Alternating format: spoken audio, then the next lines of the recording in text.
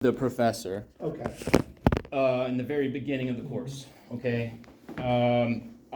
Please, if you have the authority to do so, look at my first assignments. Okay, I will. Okay. I mean, that's my whole point here. Okay. Yeah. Okay. Is to find So out what I your concerns initially tried to bring it to her attention in the very beginning of the class. First assignment, I was like, whoa. And all of my other courses, not all of them, but the humanitarian courses are also like this. Okay. So. I try to bring it to her attention at the very beginning. I'm noticing a very hard lean in one direction. And okay, so the source material that's provided, okay, those two articles that I referenced, please look at those articles and tell me how you could, as a professor, an educator who knows about context and subcontext, and you could try to portray, everything's done through this view of compassion. Okay? And if you oppose it, you're not compassionate. If you oppose what's being done, you're a bigot. Okay? And so there's only room for one side of the discussion. Okay? And then in an English class, we completely forewent everything about the English language, the English structure, the English composition. Let me ask you this real quick. Did she ever use the word that if you oppose what you're reading, or if you oppose immigration, you are a bigot? Because you keep saying that. Okay, so this is how it's very subtle. How you felt? It's very subtle. Okay. No. I'm not asking if it's subtle. Okay, so did she call you a bigot? In lesser words. No. Very specifically, I need to know from a factual standpoint. Well, if you would let me finish. No, well, in lesser it's a very words. simple question. Did she call you a bigot? Are you trying to pigeonhole me into her specifically having to call me a bigot for me to be upset with the structure of this class? You have said several times. Okay, well, I'm trying to elaborate why I felt this way. Okay, so you felt that way? Yes. Okay, gotcha. I just needed to know. Okay, it was any time that there was an opposition to what was being said, and I tried to bring up I agree with the vast majority of the things being taught in the class. But the thing is off of a principled stance. The fact that 99% of this class was an English class that was being used to teach pro-immigration sentiment. Okay, and everything was framed as, oh, this is a research assignment. Okay, but they narrow the window that you're allowed to look through by making you only cite source material. Okay, you can only cite the sources that we provide to you. Okay, which is a direct result of all the COVID nonsense and then trying to manage the narrative with that. So now you can only, in an English class, you can only cite sources that have been approved through the database given to you in the library. Okay, so all these research assignments that you're given, you have to cite only the state approved databases. Okay, hold on. So when I was an undergrad, I was very conservative in my politics, and so when I used databases and data, I was able to use the data that was available at the school, at the college, and I wrote a paper basically saying that welfare programs welfare and unemployment programs actually create unemployment. I shouldn't have to view the world from a restricted window. Okay? But you're available to use all the databases in the library. Okay, yeah, and the databases in the library are cherry-picked databases. Okay, but that's a separate issue. The issue of this class in general. Okay, I bring it to her attention. Assignment 1. Okay, please go through and look at my assignment. I bring it to her attention. I really hope that this class is not going to be, used to push a political topic from one side or the other, because I would like to just receive an objective education on English. Okay, no response. And then I bring it up in several other assignments. Hey, I'm noticing a pattern. What was the other assignments? The book, the topic of the book is literally a passive aggressive, you have to then frame arguments about the hardships of the main character's named Candido or whatever. Okay. And the whole book, every assignment is meant to make you feel bad for this character when he knowingly put himself in a position that's causing this hardship, okay? Okay. And then he's also a pedophile, which just completely gets skimmed over. He's taking a 14-year-old girl over the border who he impregnated so that they can have a baby in America and receive all the benefits of being American. And then when she finds out that he can't provide for her and wants to leave him, he says that he'll kill her if she leaves him. And somehow he's still like, we have to feel bad for him, and you're a bad person if you don't.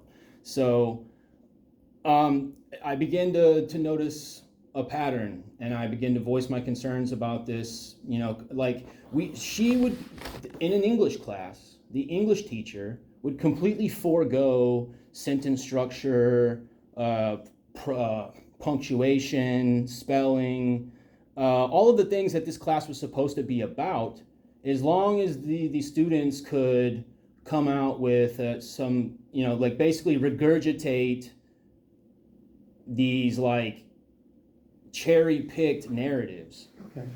And so I tried to have a meeting with her and whoever was above her, because she obviously didn't care, okay? And she didn't even pretend to care, you know? And she tried to come to me as like, oh, well, you didn't have to take this class. What course was it?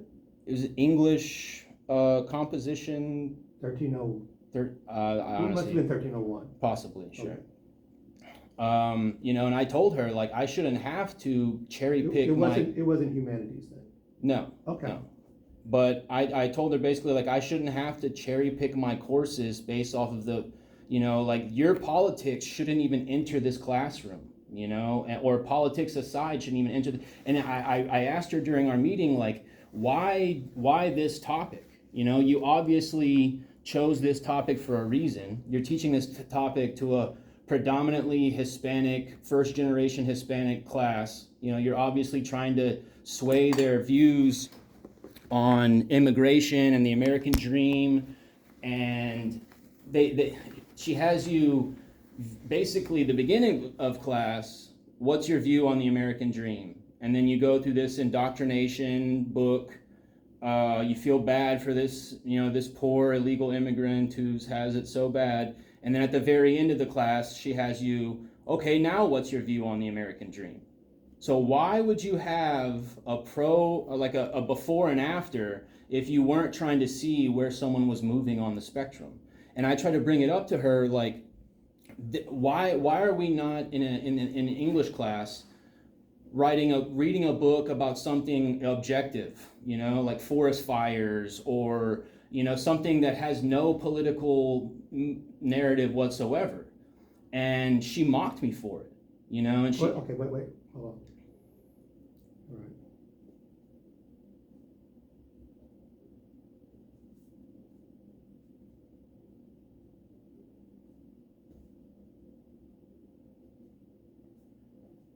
You say she mocked you.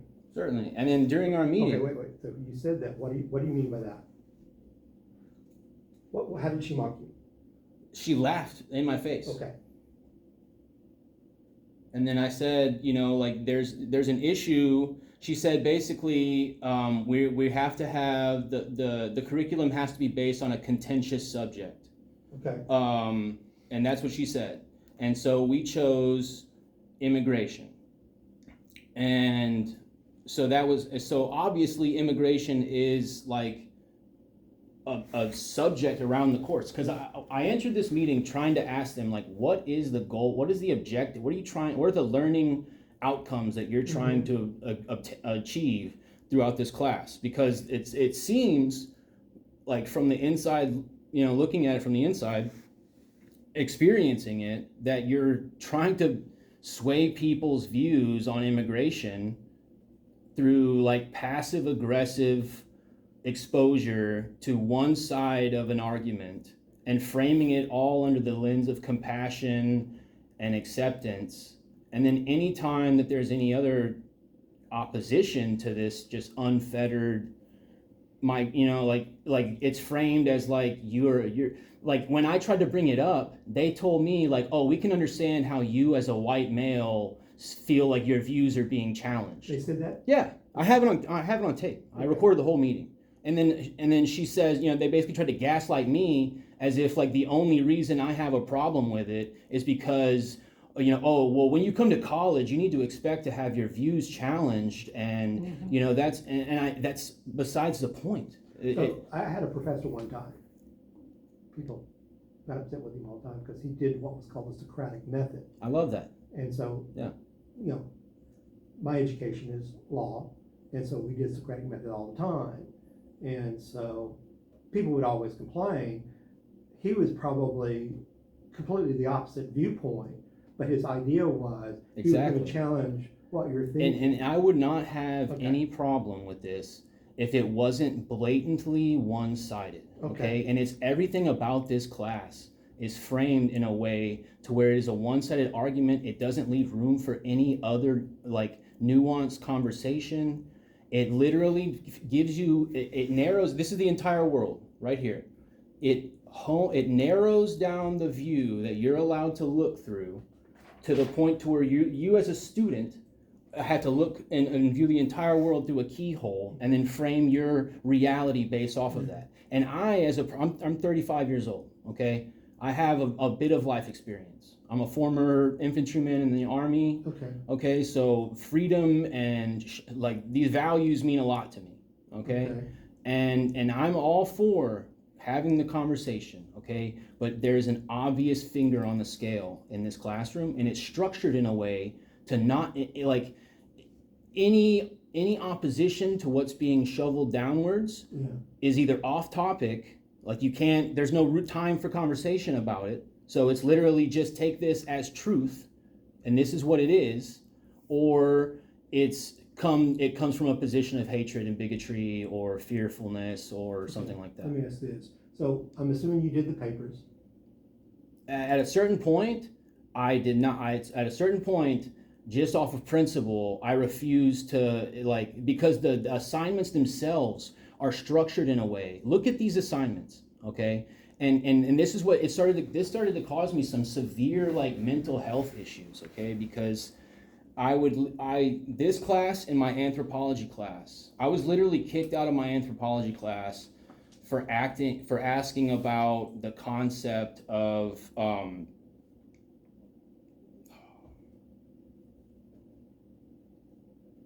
I'm blanking. But basically, so there's an obvious like lean, and when I tried to, I basically told her like what you're doing in the meeting with her, obviously her boss, who was basically just trying to do everything he could to justify what was happening and then gaslight me for even having an issue with it.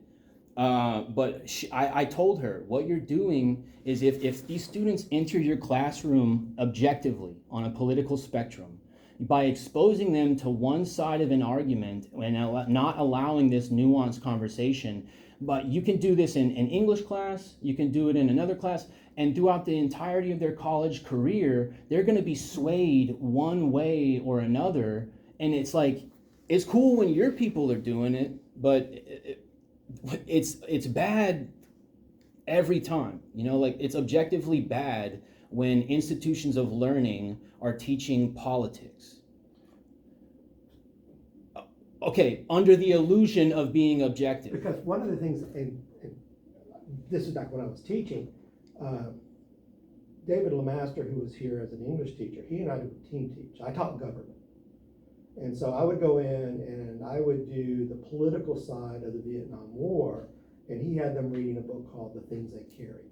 Yeah, but okay, so I read that book. It's a good book. Okay. I know, but that's how we were politics. But this is being framed as an entry-level English course. Okay. And people in the course can't even make complete sentences. Yeah, and that's not even being graded on. His was a composition class that he was having them read. Okay, but so I brought this up to the head of the anthropology department. I don't know who that is. I had to. Okay, so I said, basically what I'm saying now. And she basically said to me like, oh, well, you're obviously very educated and a well-learned Right. man. You And seem very bright. you know, you're just, you know, this is class, this, like, you're obviously supposed to be in a higher level class where you can have these more educated, nuanced conversations and blah, blah, blah, blah, blah, but failed to address the fact that there's like indoctrination happening within the court. And then every single time tried to pass it off onto me as if I'm the bad guy for noticing what's happening.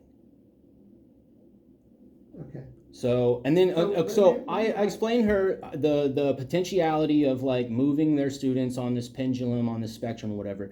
And I have it on recording. She literally looks at me and says, yes, Did you get permission to record?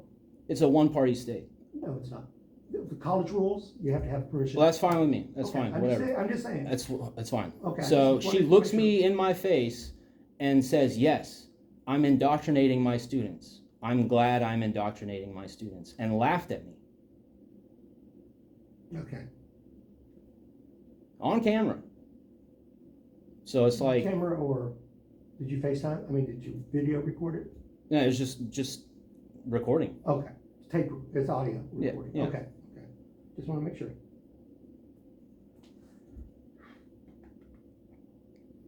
And then I said basically her boss refused to see an issue with it and gaslit me for having a problem with it. What do you mean by gaslighting? Basically trying to over explain what was happening and frame it in a way to where I was the one who was wrong for seeing an issue with a highly one-sided political viewpoint being pushed in a introductory level English course, where the English course completely forewent sentence structure, punctuation, composition, even the English language, to teach, you know, in favor of this political narrative. As long as you sucked up, absorbed, and regurgitated this political narrative, you pass.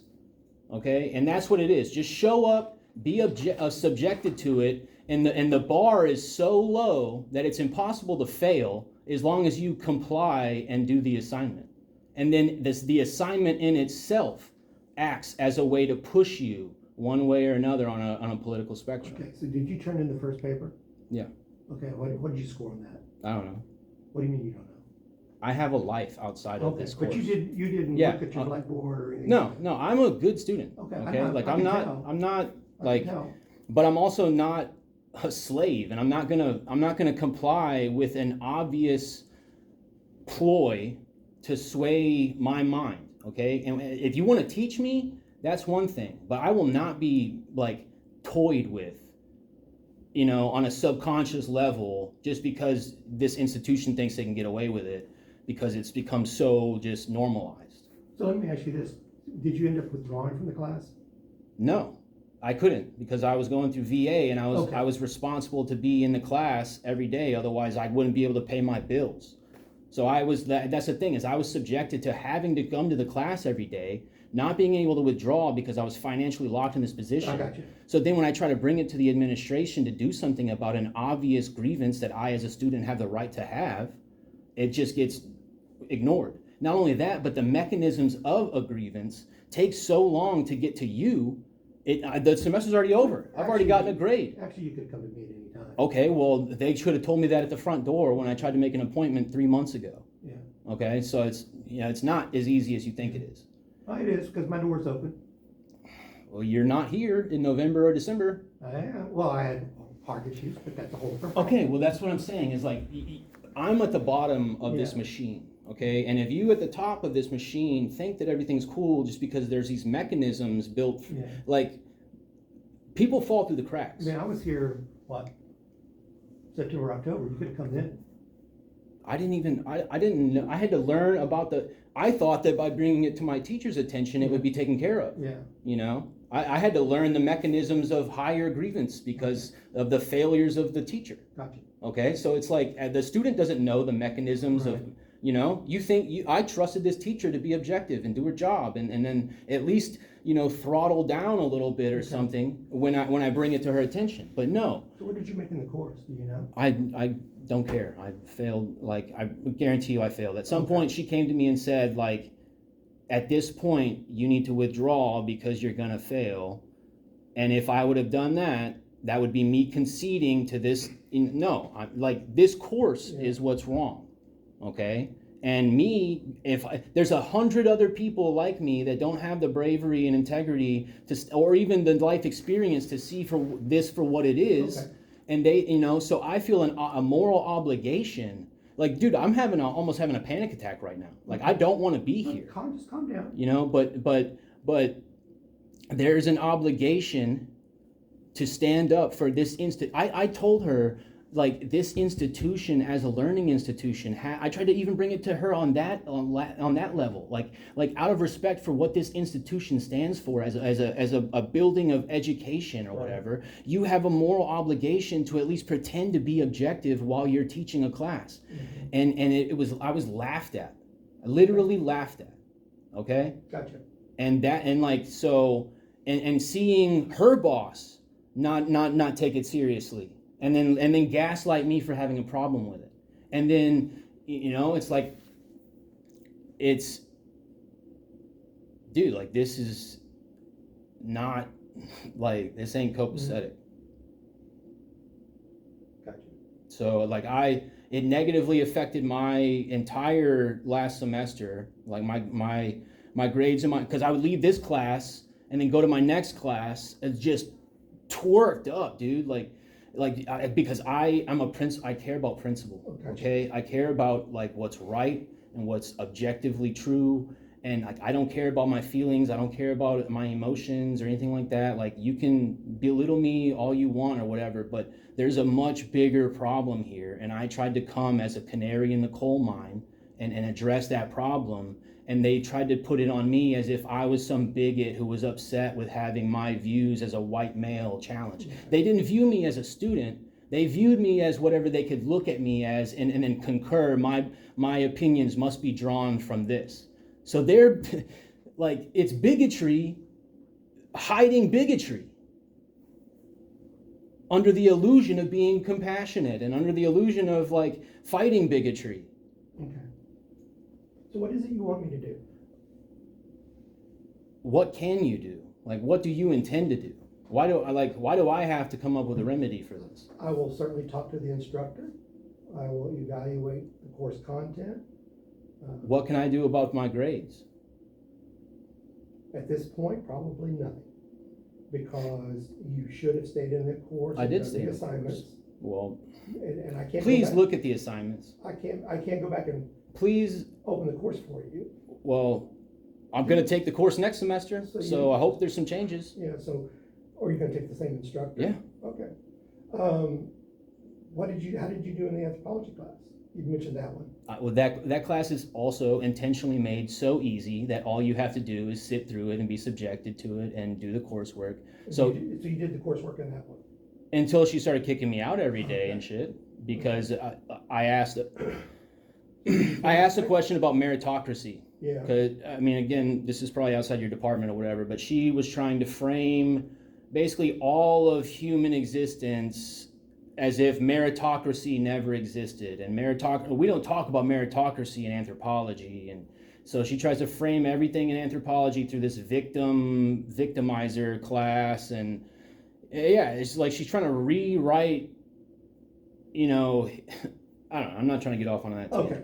But in English, English was not everything was like, oh, we're doing this as a research paper. And it's really just to subject them to an article, get them to hyper-focus on the statistics of the article, and then cite the article as if it's fact. And a normal student isn't going to think anything beyond that. They're going to go about their day thinking that this is truth. Okay? And then you only paint one side of the picture throughout the entirety of the course. And as long as you subject yourself to it, as long as it's literally the bar is made, because these teachers get graded as well. Yeah. They get graded, and it looks bad on them if students fail. So they tweak the course until it's easy enough to where all they have to do is sit through it, and the teacher looks good because everybody passes, And then there's never any nuanced thought because it's literally this is what's being shoveled down to you. Any deviation of that is off topic or not approved or whatever. So you guys are literally just indoctrinating people. you know? And then after COVID, you know, everything research based has to be through these like state approved, you know, because we can't have disinformation getting out there. We have to control disinformation. When, you know, you roll the clock back, just about everything the government said about COVID came out to be wrong. When you say state approved, you mean Texas? I just mean, like, the state ultimately approves, however it gets filtered down. What you're trying to figure, if you meant state, like in Texas? I meant the state, Okay. like government. Okay, Like I got you. whether it be state, you know, like the state or the national, federal, you know, there's a curriculum handed down.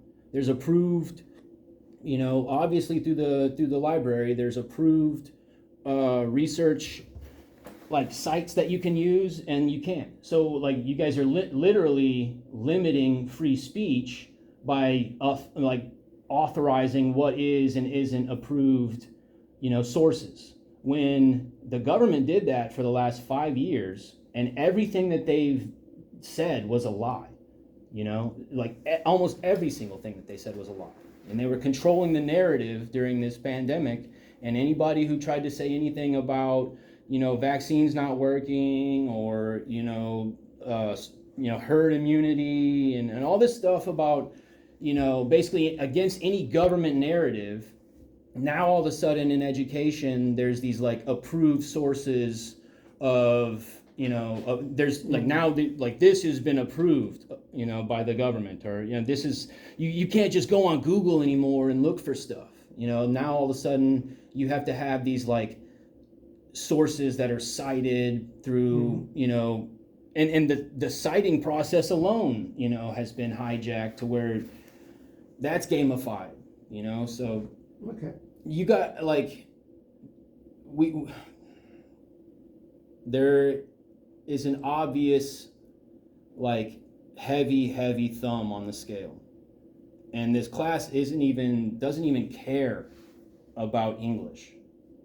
Like everything is done under the guise of English, but it's like, oh, this is a research paper. Oh, you're learning how to cite sources, but all the sources that you're citing happen to be these like pro-immigration articles. Or, I mean, it's very nuanced, dude. And I sound like a schizophrenic person for trying to say it out loud, but it's deliberate. Yeah. There's no way that it's not deliberate, you know. And the fact that there's like layers of this institution that are signing off on it. Are you recording me right now? Yes. Okay. Yeah. You do not have my consent, turn it off. No. Get out of here. Sounds good. Under the college rules, you have to have an approval. That's fine. This institution has proven itself not to be a very worthy institution of education. Come back in here and sit down. No, you're kicking me out for recording you. Come and sit down. No, you know what you did. I know. See you later. Later.